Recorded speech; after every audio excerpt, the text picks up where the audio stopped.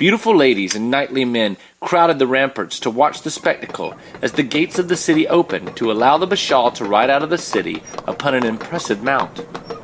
On his shoulders were fixed a pair of great wings compacted of eagle's feathers, within a ridge of silver, richly garnished with gold and precious stones. He was attended by 3 squires. The first carried the Bashal's lance, and the other 2 flanked his steed. Smith galloped out to meet the shining knight like a rough rider, while trumpeters announced his coming. His only attendant, a single page, carried his lance. Smith gave the Bashal a flourishing salute, accepted the lance from his page, and waited for the signal to begin. Once the signal was given, he urged his steed into a thunderous charge and thrust his lance into the Bashal's face, knocking him from his horse and killing him instantly.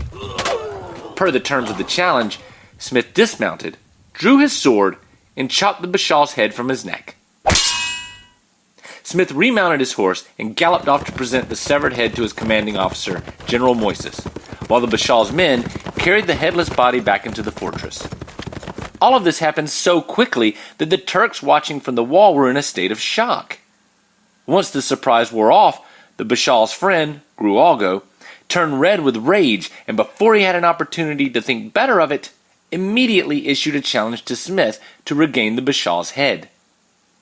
Smith happily accepted the challenge, and the following morning the Turk galloped out of the safety of the city walls with a flourish of trumpets and reined in his steed, waiting for the signal to begin.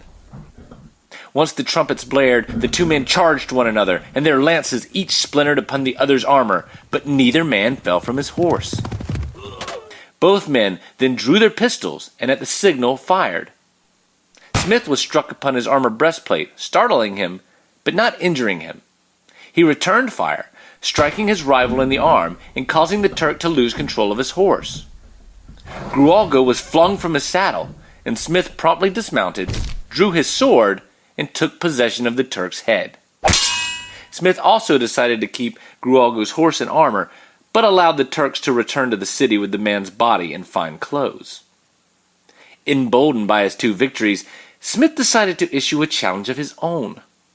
Any Turk, brave enough, could come and try to take Smith's head.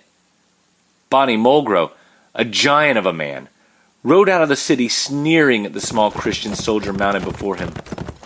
This time, the duelers would begin with pistols instead of lances.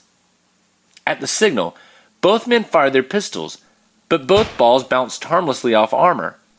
The Turk, being the one challenged, was allowed to choose the next weapon, and decided on battle axes.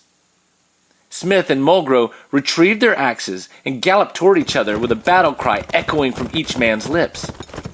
The axes met with a clang, but Mulgro's superior strength forced Smith's axe from his hand.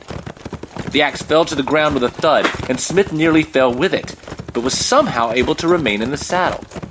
A great cheer from the Turks drifted down to the men's ears. Mulgro smiled as he turned his horse to face a now disarmed Smith.